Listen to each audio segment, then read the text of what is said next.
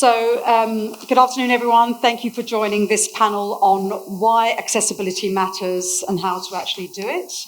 I'm sorry I didn't catch your name, but as whoever just said, I'm Miranda McLean. I'm the Chief Marketing Officer at Ecommpay. And by way of brief introduction, Ecommpay is a global payment solutions provider. We hold licenses in the UK and Europe. We do local and global acquiring.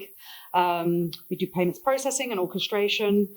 We do have a stand here at Meet Magento. So if you guys want to know more, then please go meet the team at the stand area. So today's panel is really about sharing real stories. We want to make sure that we can drive real change and leave you with some actionable takeaways.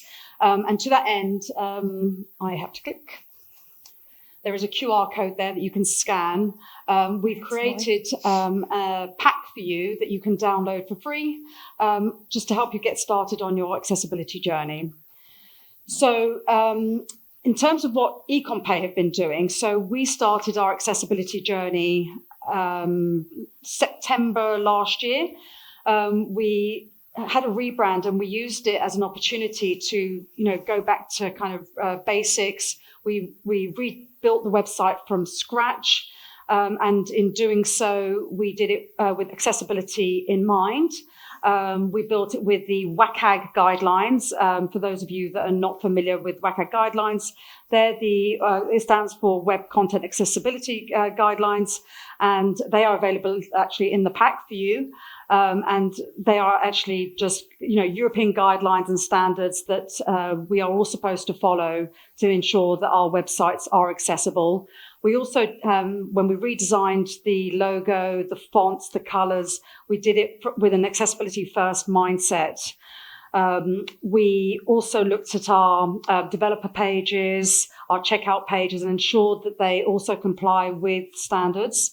And we've been working with the Digital Accessibility Center to test them. The Digital Accessibility Center tests for 15 different types of disabilities. So they've been putting us through our paces, ensuring that we are compliant, and we're about to achieve certification from them.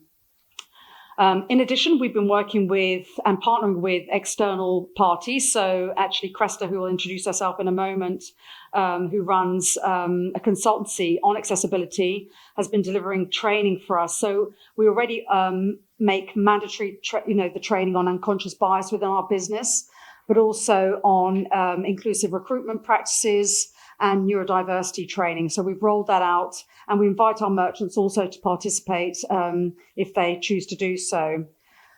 We've also joined the Disability Confidence Scheme, which is at level 1, it's free to join, so anybody can do that.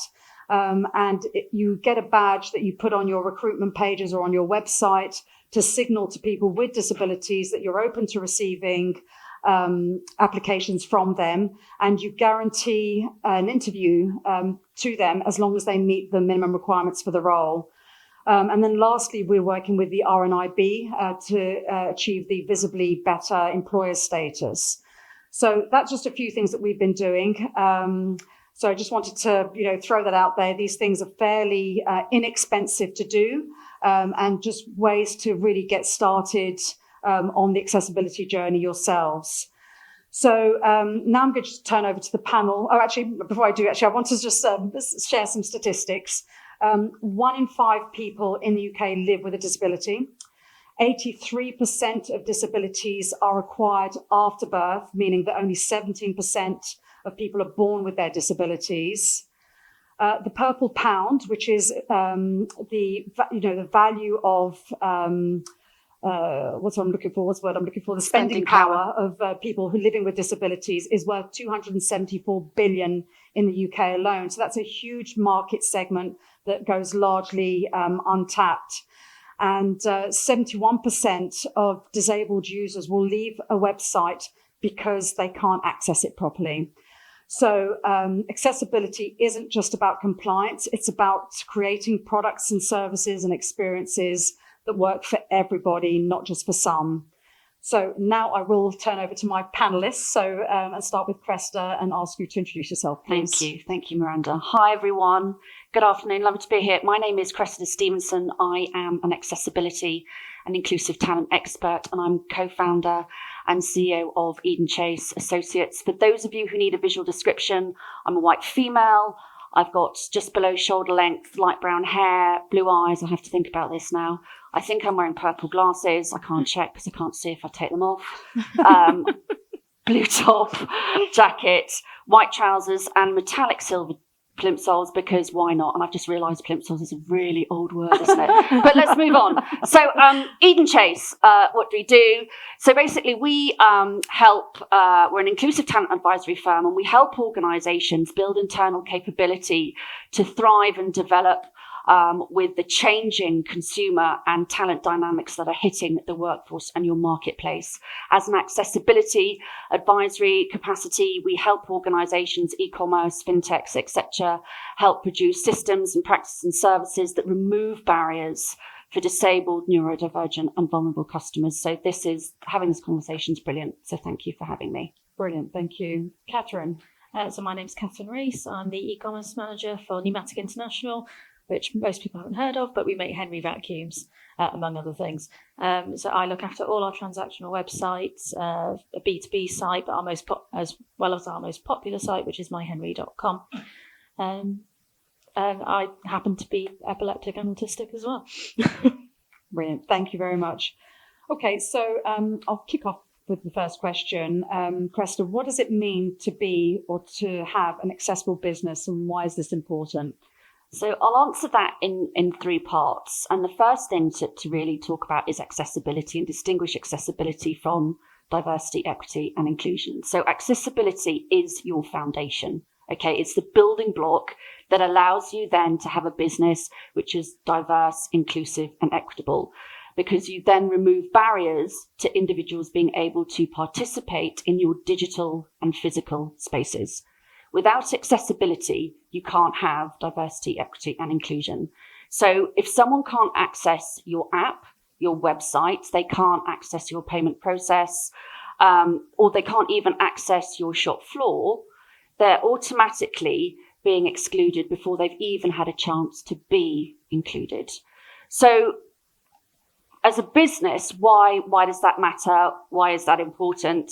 So if you've got an accessible business, that means that everyone, regardless of disability, neurodivergence, vulnerability, etc., can access and navigate your website, buy your services, buy your products, etc. And they can do that without having any barriers. And the reason why that's important is because, number one, your consumer demographic is changing dramatically. So we are an aging population in the UK and Western economies. Women are having fewer babies. So there are fewer younger people coming into our talent pools, into our economies, and we're aging, and we're more economically active in economies than we've ever been since the Second World War. With the cost of living crisis, etc., fewer people are able to retire. So as the world becomes more digitized, we are much more reliant than we ever have been on having an outlet, if you like, a link to the economy through digitalization. So what that means is that as we age and we are more active in the workforce, you're more likely to require, as Miranda said, a disability. So 83% of all disabilities are acquired during a person's lifestyle. I'm one of those. So only 17% are congenital from birth. So as we age, we are more likely to acquire a disability. The trends are steepening significantly. And the RNIB predicts and estimate that over nearly by 2050, the number of people with visual impairments or experience sight loss will double by 2050. So that means 1 in 5 of your customers, from an e-commerce perspective, will have an accessibility requirement of some description. So ignoring that, burying your head in the sand, means that you're ignoring 1 in 5 of your customers. But if we then want to look at that on a commercial footing, now when it gets very exciting. So as Miranda said, the purple pound is the spending power of disabled people and their families in the UK. That's 274 billion. If we look at that on a global footing, the spending power of disabled people and their families globally is 13 trillion US dollars. 13 trillion. So if we were to then have a look at the top economies, GDP economies, and this is from Statista, published 2024. So obviously the number one GDP in the world is the US. They're tracking around 30 trillion US dollars. Number two is China. We're looking at 19.23 trillion. If you were to say that the purple spending power globally is a GDP, that community would actually come in third, because the next GDP below that is Germany at 3.93 trillion US dollars. So I don't see how there is a reason not to really look at accessibility as a strategy. If your consumer base is changing, we know that there is huge business imperative, and it's incredibly lucrative. So there's a real argument to really make accessibility front and center for your growth strategy and for everything that you do online. We talked about when we're preparing for this call for this for this panel, the fact that consumers that have disabilities are the most loyal. Yes. Can you just talk to us about why that is? Yeah. So there's a brilliant report, WebAIM, by WebAIM Million Report it's called, and it says that 83% of consumers and their families face difficulty accessing websites. 63% of consumers find that they limit their spending to places where they know they can access services or products that they need. Now think about that for a minute. 63% of users limit where they are restricted to access to buy products and services.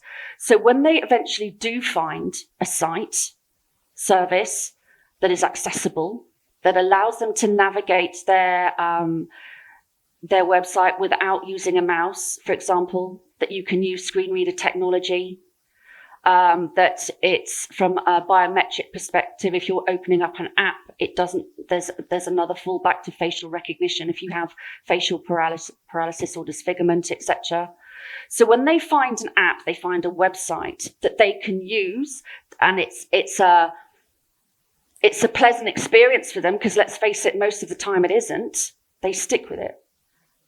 And they don't go to a competitor, because it's not worth the time, it's not worth the hassle, because 70% of all websites out there are inaccessible or fail a WCAG guideline of some description. And I think this is where it gets really interesting for D2C brands, or where, like for me, we sell Henry vacuums. You can buy Henry vacuums in a lot of places. But part of my goal for myhenry.com is to make it the best place to buy Henry. Yeah. And we're competing against the biggest there is, Amazon, Argos, Currys. So priding ourselves on our user experience for everybody actually makes real commercial sense to keep that loyalty to our website, as well as people are very loyal to Henry anyway. But if you want to buy a toaster with Henry, you're probably going to go to Argos. So what do you wish every business leader knew about accessibility? And that's to either of you. Don't boil the ocean, because I think when we talk about accessibility, don't we think it's this massive topic and oh my God, and how are we going to do it? And just take it a step at a time. And if you think about, if you try and be inclusive by design, what you're creating, what they call the curb cut effect. So how many people in this room use Alexa on a daily basis? How many people use an electronic toothbrush? So they're all brilliant examples of curb cut effect. So Alexa was originally designed for individuals who are visually impaired. So it's a great piece of kit that we all now use, and it's in our everyday. And my kids scream at Alexa 1 million times a day, and I really wish that it wasn't invented, but there you go. And the electronic toothbrush was invented by a Swiss doctor in the 1950s for his patients who couldn't physically brush their teeth because they had motor issues. So when you start designing for everybody. It actually works. Sorry, when you start designing for disability, it starts to work for everybody. And it can be the smallest, simplest things. So you don't have to rebuild a building. You don't have to build a lift, etc. It can be the simplest things like looking at your color contrast on your website. The ratio should be 4.5 to 1. Are your color contrasts right? For example, do you have alternate text for your images on your website? So it can be really simple things that can make a really, really big difference. Anything to add? No. So we're going to play a video now, just to bring the accessibility issue to life a little bit. Although the video was filmed with financial services in mind, I think it applies to all industry segments. Pick up the clicker that I dropped. I was born with no arms, short legs, and I have scoliosis. Living with disability, people wonder, how do I get up? How do I get dressed? How do I eat? How do I go to the toilet? I have to rely on my family and close friends for all of this. I'm really grateful for them, but at the same time, it can make my life quite restrictive. But I push forward, overcoming obstacles every single day. From skiing, skydiving, to being on the runway at London Fashion Week, promoting disability inclusion and adaptive clothing. I'm the president of Wheels on Wheelchairs, where rollerbladers push wheelchair users. We rolled from Brighton to Paris to celebrate the 2024 Paralympic Games, and it honestly felt like a once-in-a-lifetime experience. Last year, King Charles awarded me an MBE for my advocacy and services to the disability community. All these moments show what's possible when you put your mind to it, even if you have a disability like mine. I use my nose to go through different apps. Using my feet, I taught myself video editing. I use AI for accessibility and productivity, and I'm passionate about showing the disability community how much it can help us. People perceive me in different ways. I'm either someone who is vulnerable and can't do anything, or a superhero just by going to the shops. Business Disability Forum is the leading membership organisation specialising in disability inclusion. We work with about 600 organisations and help them to get better at recruiting and retaining disabled employees and supporting disabled customers. There are 16 million people in the UK living with a disability. You have many more disabled customers than you realise, and you know many more disabled people than you realise. We carried out some research called What Disabled Consumers Buy and Why. That included looking specifically at the finance sector. 40% of people said that their choice of products and services was affected by their disability or access needs. 70% said finding out information about whether products and services would suit them was affected by their disability or access needs. With today's technology, financial services shouldn't be a struggle. Trying to use complex systems that weren't designed for accessibility in mind has been another barrier. Anna Money is a great example of a straightforward app that feels like it was designed for people with all sorts of disabilities. It's simple, accessible, and clear. I can even tell the chat feature to pay someone for me. I hope the industry can catch up and develop solutions that work for all of us. You have all the tech at your fingertips, and I'm ready to use them with my feet.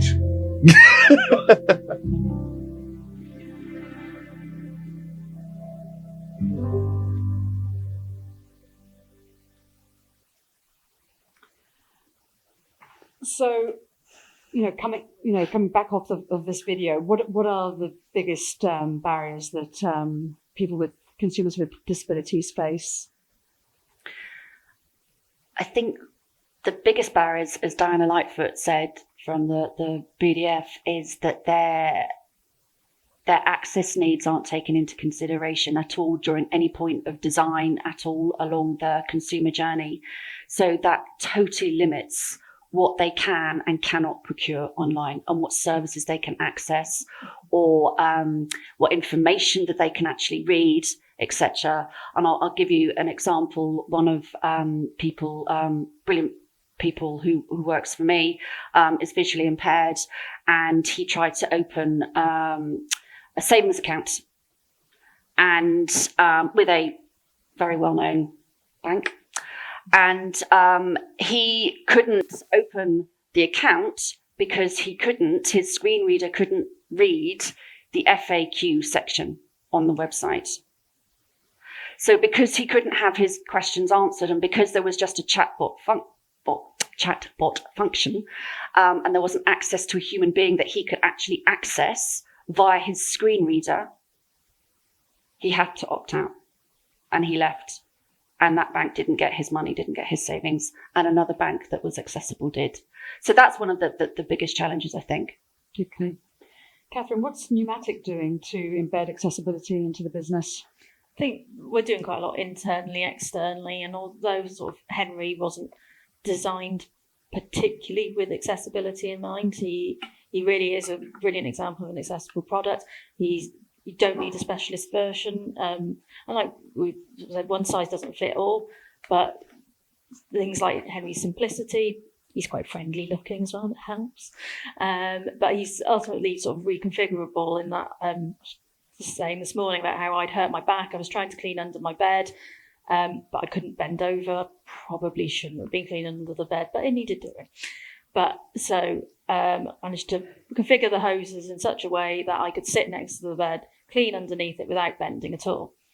We also had other reviews where electric wheelchairs can build up quite a lot of dust from the static, and having the bend in the hose and different options for the tools on the end that are just a passive connection, really simple to change, make it so much easier to clean underneath.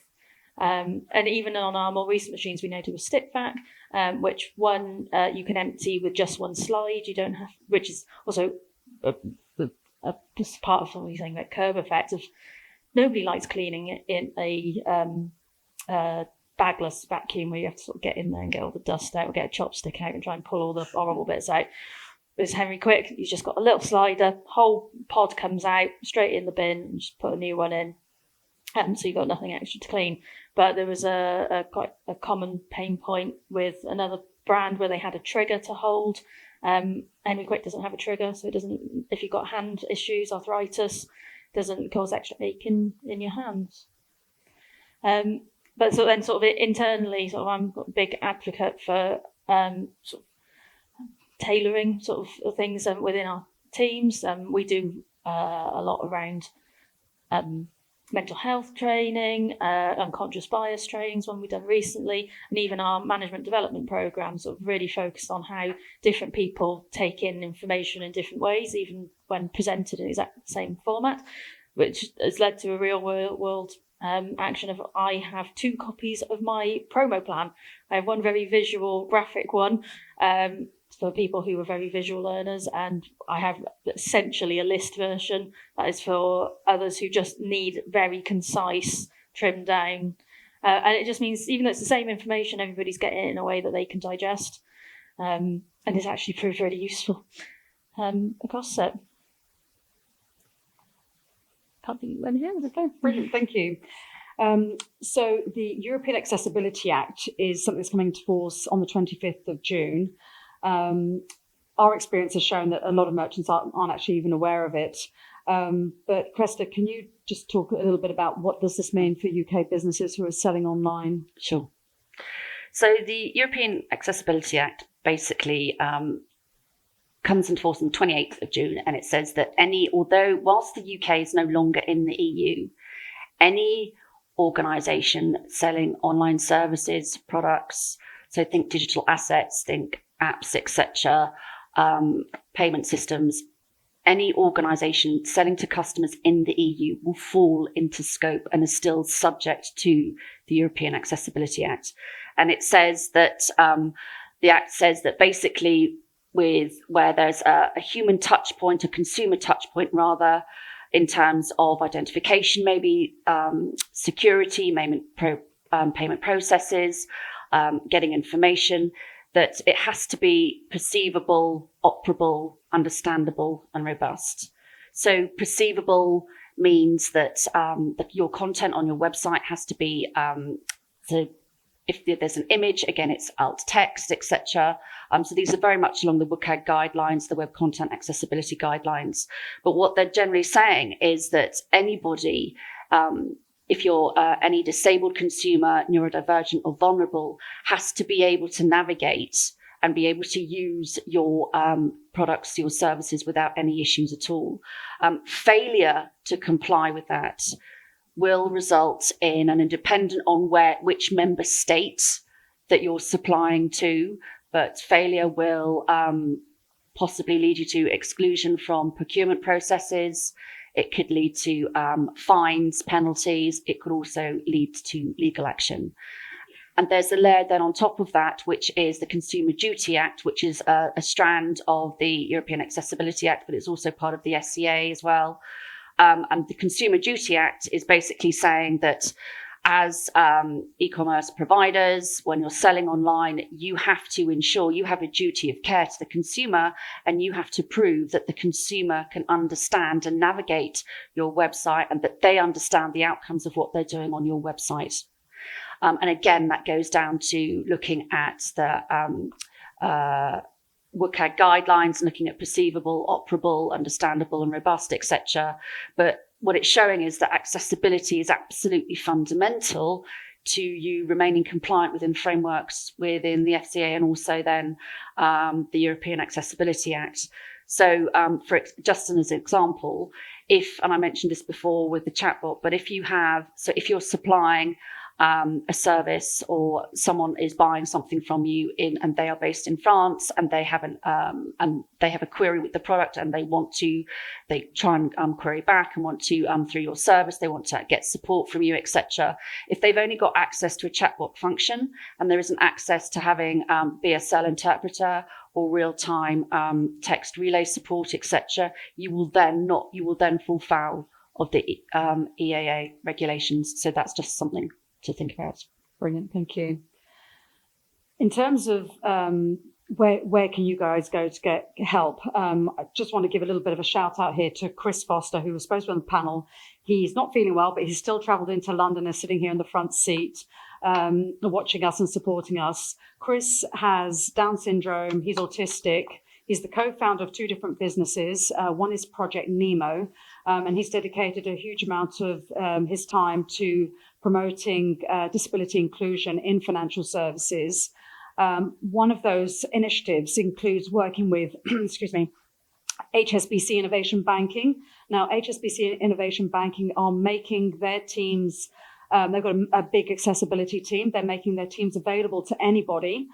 So if you're interested in testing your website with them, they have specific days where you can go and sit with them and their developers and work through your website codes and so on. And they will help you navigate this whole world of accessibility inclusion. So do use that as a resource. Yeah, for free. Yeah, that's key. It's free of charge. So they've opened up their teams to help anybody who wants that help. And I'm conscious of the fact that we've got a couple of minutes before we need to close. So I'm going to just ask Cressida and Catherine to either collectively or individually tell us what 3 things should a business be prioritizing today. Definitely scan the QR codes. There, you've got the link there to HSBC and the training that they're offering. So they're offering that for business analysts, testers, developers, etc. Take full use of that. There's lots of free resources that you can use by accessing that QR code.